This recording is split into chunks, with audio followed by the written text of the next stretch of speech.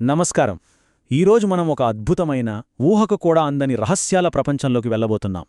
అనంతమైన దేవుళ్ల శక్తి, అలాగే మానవ భక్తిలోని సున్నితమైన అద్భుతాలు, ఈ రెండింటి కలయికే అరుణాచలం. ఒక అనంతమైన అగ్నిగోళంగా మొదలైన ఈ పర్వత రహస్యాలను మూలగ్రంథాల ఆధారంగా విశ్లేషిద్దాం రండి. స్క్రీన్ మీదున్న ఈ ప్రశ్న ఒక్కసారి చూడండి. ఒక అంతులేని అగ్నిస్తంభం, వారసుల్లేని ఒక రాజు, మరియు ఒక వింత చిలుక, వీటన్నిటికీ అసలు సంబంధమేంటి? వినడానికే చాలా ఆసక్తికరంగా ఉంది కదూ.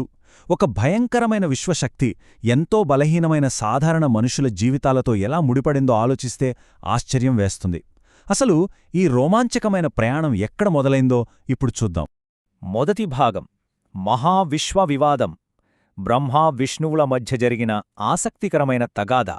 సృష్టి ప్రారంభంలో అసలు ఏం జరిగిందంటే, సృష్టికర్త అయిన బ్రహ్మ, స్థితికారుడైన శ్రీ మహావిష్ణువు మధ్య ఎవరు గొప్ప అనే ఒక చిన్న అహంకార వాదన మొదలైంది. అప్పుడు పరమశివుడు ఒక అఖండ జ్యోతిర్లింగంగా, అంటే ఒక పెద్ద అగ్నిస్తంభంలా వారి మధ్య ఆవిర్భవించాడు. ఆ స్తంభం ఆది అంతం కనుక్కోవాలని వాళ్లకి సవాలు విసిరాడు. ఇంకేముంది, బ్రహ్మదేవుడు హంసగా మారి పైభాగాన్ని వెతకడానికి, మహావిష్ణువు వరాహమూర్తిగా మారి కింద మూలాలను కనుక్కోవడానికి, అలా కొన్ని వేల దివ్య సంవత్సరాల పాటు ప్రయాణించారు. అలా పైకి వెళుతున్న బ్రహ్మకు ఒక దశలో విపరీతమైన అలసట వచ్చేసింది. ఆ సమయంలో శివుని తలపై నుండి కొన్ని వేల సంవత్సరాలుగా కిందకు పడుతున్న ఒక మొగలి పువ్వు ఆయనకు కనిపించింది.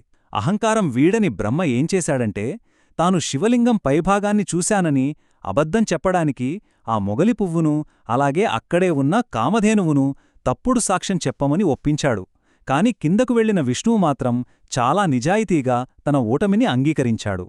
ఇది అద్భుతంగా దేన్ని వివరిస్తుందంటే, సాక్షాత్తు దేవుళ్ళు సైతం అబద్ధమాడితే తప్పించుకోలేరువని. బ్రహ్మ చేసిన ఈ మోసానికి ఉగ్రరూపం దాల్చిన శివుడు బ్రహ్మకు భూలోకంలో అసలు పూజాధికారం లేకుండా శపించాడు. అంతేకాదు, అబద్ధం చెప్పిన ఆ మొగలి పువ్వు కూడా ఇకపై పవిత్రమైన పూజా కార్యక్రమాలకి పనికిరాకుండా పోతుందని శాసించాడు. ఇక రెండవ భాగం అరుణాచలం ఆవిర్భావం. ఎలా ఈ అగ్నిలింగరూపం ఏర్పడిందో చూద్దాం.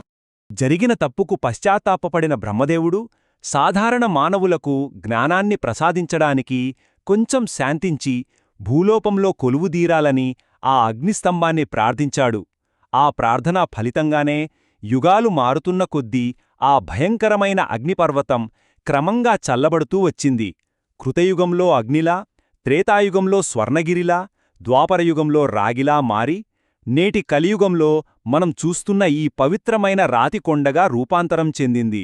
అంటే సాక్షాత్తు ఆ పర్వతమే శివుడన్నమాట. ఇక్కడ గమనించాల్సిన అతి ముఖ్యమైన విషయం ఏమిటంటే, ఇవన్నీ కేవలం కథలు మాత్రమే కాదు. పురాతత్వ శాస్త్రవేత్తలు సైతం ఈ అరుణాచల పర్వతం వయస్సును దాదాపు 260 కోట్ల సంవత్సరాలుగా, అదేనండి 2.6 బిలియన్ల సంవత్సరాలుగా నిర్ధారించారు. అంటే భూమిపై ఉన్న అత్యంత పురాతనమైన భౌతిక శిలల్లో ఇది కూడా ఒకటి. విజ్ఞాన శాస్త్రానికి మరియు మన పురాణాలకు మధ్య ఉన్న ఈ అద్భుతమైన కలయిక నిజంగా ఆశ్చర్యం కలిగిస్తుంది కదూ. సరే, ఇప్పుడు ఈ కథ ఎలా మలుపు తిరుగుతుందో చూద్దాం. బ్రహ్మ, విష్ణువుల స్థాయిలో జరిగిన ఇంతటి విశ్వమహాద్భుతం ఎక్కడో భూమిపై ఉన్న సాధారణ మనుషుల రోజువారీ జీవితాలతో, వాళ్ల భావోద్వేగాలతో ఎలా మమేకమైందో తెలిపే కొన్ని అద్భుతమైన సంఘటనలను ఇప్పుడు మనం పరిశీలిద్దాం. మూడవ భాగం బల్లాల మహారాజు మరియు ఆ దైవిక శిశు కథ. శివుని పట్ల అపారమైన భక్తి ఉన్న బల్లాల మహారాజుకు ఎంతటి సంపద ఉన్నా సరే వారసులు లేరనే బాధ తీవ్రంగా ఉండేది. అతని నిష్టను పరీక్షించడానికి సాక్షాత్తు ఆ పరమేశ్వరుడే ఒక సన్యాసి వేషంలో వచ్చి ఒక వింత కోరిక కోరాడు. అదేంటంటే, తనకొక దేవదాసీ సాంగత్యం కావాలని. భర్త ఇచ్చిన మాటను నిలబెట్టడం కోసం రాజుగారి రెండవ భార్య సాహసించి ఆ సన్యాసి కోరిక తీర్చడానికి ముందుకొచ్చింది. ఆమె తాకగానే ఆ సన్యాసి వెంటనే ఒక ముద్దులొలికే బసిబిడ్డగా మారిపోయి ఆ తర్వాత అశరీరవాణిగా వినిపించాడు. అప్పుడు ఆ ఆకాశవాణి ఏమందో తెలుసా? పిల్లలు లేరని చింతనిక విడిచిపెట్టు.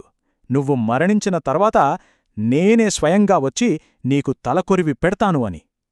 ఇది నిజంగా హృదయాన్ని కదిలించే వాక్యం. సృష్టిని శాసించే ఆ మహాదేవుడు ఒక మనిషి భక్తికి మెచ్చి తన కొడుకులాగా అంత్యక్రియలు చేస్తానని మాట ఇవ్వడం దేవుడికి భక్తుడికి మధ్య ఉండే ఆ అంతులేని అనుబంధానికి ఇదొక సజీవ సాక్ష్యం.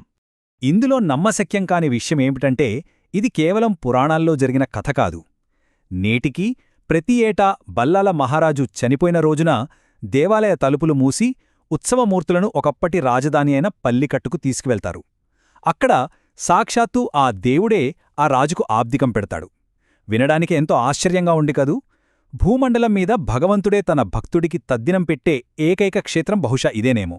ఇక 4వ భాగం కవి మరియు చిలుక. ఇది అరుణగిరినాథర్ అద్భుత కథ. 15వ శతాబ్దంలో జరిగిన ఒక సంఘటన చూద్దాం. దురలవాట్లకు బానిసై ఆఖరికి తన స్వంత అక్కచేత కూడా చీత్కరించబడిన అరుణగిరినాథర్ అనే వ్యక్తి జీవితం మీద తీవ్రమైన విరక్తితో ఆలయ గోపురంపై నుండి ఆత్మహత్య చేసుకుందామని దూకేశాడు. అయితే ఆయనలా కింద పడుతుండగా సాక్షాత్తు ఆ కుమారస్వామి ఆయన్ని గాల్లోనే పట్టుకుని కాపాడాడు. కాపాడటమే గాకుండా తన వేలాయుధంతో ఆయన్ని స్పృశించి నాలుకపై బీజాక్షరాలు రాశాడు. ఇంకేముంది, పతనపు అంచున ఉన్న ఒక సాధారణ మనిషి ఆ ఒక్క క్షణంలోనే ఒక మహాకవిగా మారిపోయాడు. ఇలా జ్ఞానోదయం పొందిన తర్వాత అరుణగిరినాథర్ తన శేష జీవితాన్ని భగవంతుని కీర్తించడానికే అంకితం చేసేశాడు. అపారమైన కవితాధారతో ఆయన ఏకంగా 16,000 కీర్తనలను అశ్వుగా పాడాడు. స్వచ్ఛమైన భక్తి మనిషిలో ఎంతకి పరివర్తనను తీసుకువస్తోందో కదా. ఆ కాలంలో ఆ ప్రాంతాన్ని ప్రౌధరాయులు అనే రాజు పాలించేవాడు.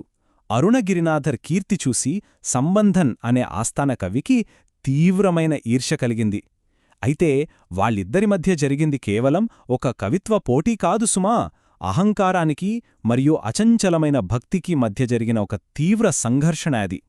చివరికి అరుణగిరినాథర్ తన స్వచ్ఛమైన భక్తితో ఆ రాతి స్తంభం నుండే సాక్షాత్తు మురుగన్ను రప్పించగా, సంబంధన్ తన అహంకారం వల్ల కాళీమాతను రప్పించలేక పూర్తిగా విఫలమయ్యాడు.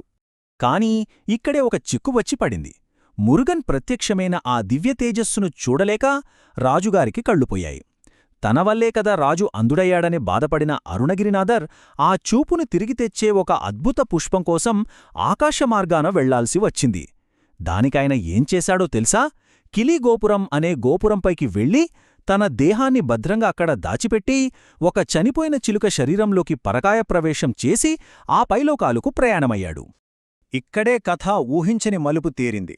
ఈర్ష్యతో రగిలిపోతున్న సంబంధన్ ఆ గూట్లో దాచిపెట్టిన అరుణగిరినాథర్ అసలు దేహాన్ని దహనం చేసేశాడు. అయితే ఆ పుష్పంతో చిలుక రూపంలో తిరిగి వచ్చిన కవి తన దేహం లేకపోవడాన్ని చూసి ఏమాత్రం కోపగించుకోలేదు. దైవం తనను ఈ ప్రాపంచిక బంధాల నుండి విముక్తి చేసిందని ఎంతో ఆనందించి ఆ ఆలయంలోని కిలిగోపురంలో ఒక పవిత్రమైన చిలుక రూపంలోనే ఉండిపోయాడు. నేటికి ఆయన ఆత్మ ఆ చిలుక రూపంలో అక్కడే సంచరిస్తుందని భక్తుల ప్రగాఢ నమ్మకం. ఒక్కసారి ఆలోచించండి, అనంతమైన కాంతి స్తంభమే ఒక ప్రశాంతమైన పర్వతంగా మారగలిగితే మన జీవితాల్లో ఆ దైవం ఇంకెన్ని అద్భుత రూపాలు తీసుకుంటుందో కదా. అగ్నిస్తంభం బ్రహ్మ అహంకారాన్ని దహించడం దగ్గర్నుండి ఆత్మహత్యకు ప్రయత్నించిన ఒక భగ్న జీవితాన్ని అద్భుతమైన కవిగా, చివరికి ఒక పవిత్రమైన చిలుకగా మార్చడం వరకు ఈ అరుణాచల క్షేత్రం ఎన్నో అద్భుతాలను తనలో దాచుకుంది. దేవుడికి భక్తుడికి మధ్య ఉన్న ఈ అనంతమైన ప్రేమ నిజంగా మనల్ని ఆలోచింపజేస్తుంది కదూ. సరే, ఇలాంటి మరో అద్భుతమైన విశ్లేషణతో మళ్ళీ కలుద్దాం.